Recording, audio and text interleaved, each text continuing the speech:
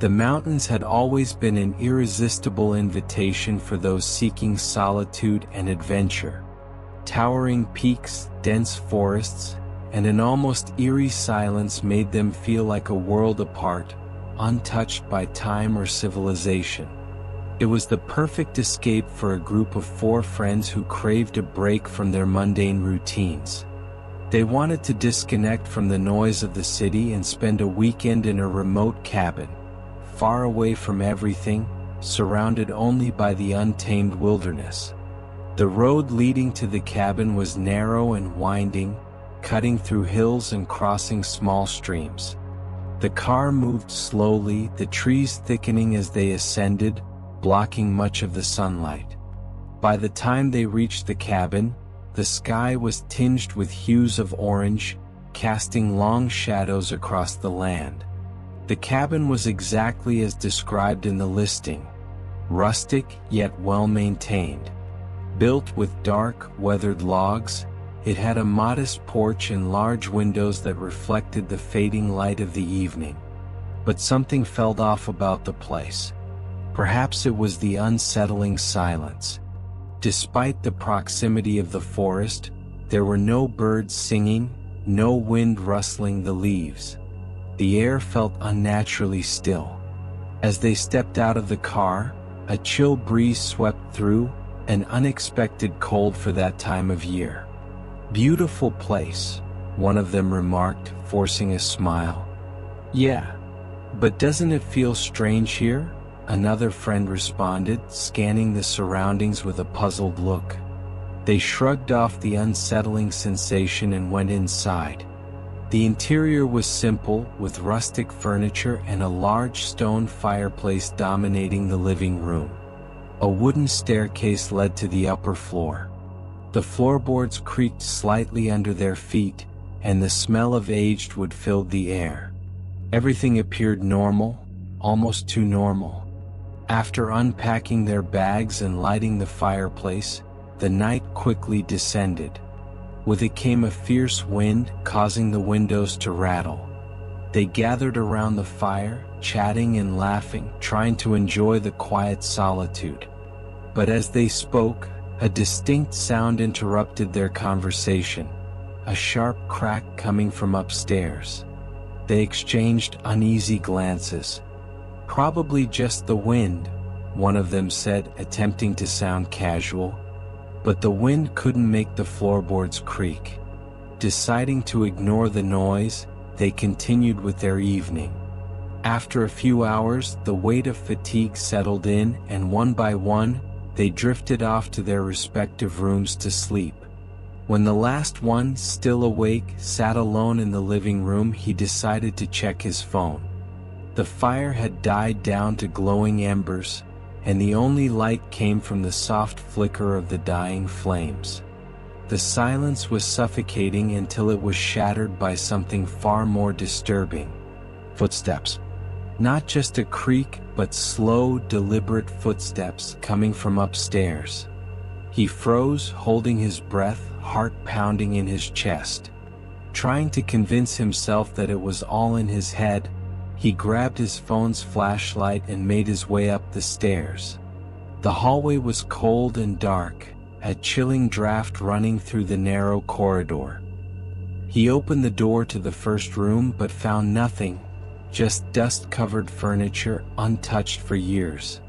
Turning to head back downstairs, he felt an ice-cold shiver crawl up his spine. Then he heard it, a whisper. Soft, drawn out, coming from within the room. He didn't wait to understand. In a panic, he bolted back downstairs and locked himself in his room, not daring to speak of what had happened. The next morning, the sun shone brightly, dispelling the remnants of the previous night's fear. Eager to escape the oppressive atmosphere of the cabin, the group decided to explore the surrounding forest.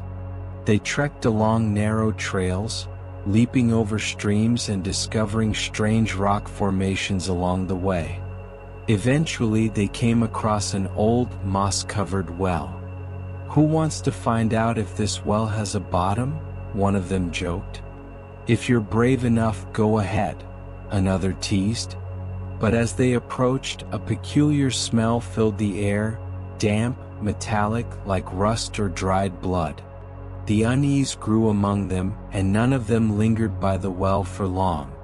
As they returned to the cabin in the late afternoon, something felt off. The door was wide open. They were certain they had locked it before leaving. A creeping sense of dread settled in, but they pushed it aside, telling themselves it was just their imaginations. They entered cautiously, lighting the fireplace once more to ward off the growing cold.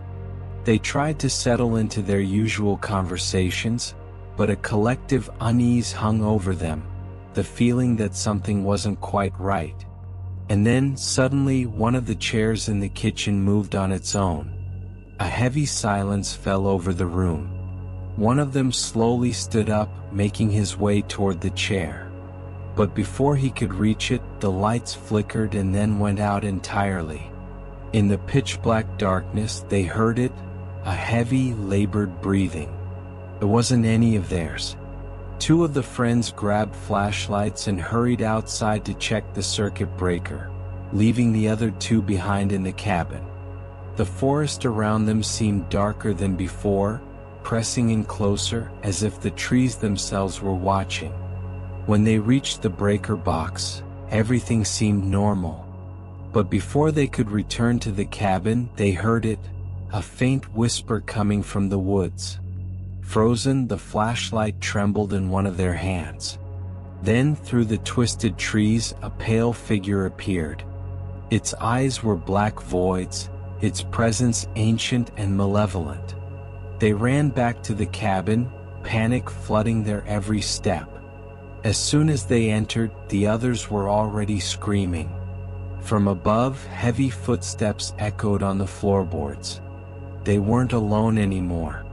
The door slammed shut, locking itself behind them. The windows refused to open. The fire in the hearth went out with a sudden, unnatural gust of wind. Then a voice, deep and chilling, filled the air. "Leave." The shadowy presence descended the stairs, its form nearly liquid in the darkness. With every step, the floor groaned under an immense weight. The air grew thick, suffocating, and they tried to force the door open, but it refused to budge, as if something unseen was holding it shut. The darkness closed in around them. Desperation clawed at their throats as the shadow grew closer, moving faster now, its eerie presence enveloping the room. And then, with a violent burst of wind, the door flung open. The darkness receded for a moment, and without a second thought, they bolted outside, stumbling over the wet earth, rushing toward the car. The forest was deathly silent. No animals, no wind, just the heavy, oppressive stillness of the night, watching them as they fled. They jumped into the car and sped off, glancing back in the rearview mirror. In the window of the cabin, a pale figure stood, staring at them, its hollow eyes following them as they disappeared into the distance. Back at home, they tried to put the experience behind them, hoping that time would dull the fear. But something was different. Something was wrong. While going through the photos from the trip, one image caught their attention. The cabin in the background, taken on the evening they arrived. But there was something strange about it. In the darkness of the porch, two empty eyes stared back at them. That night, as one of them tried to sleep, he swore he heard a whisper in his ear. "They don't want me to leave."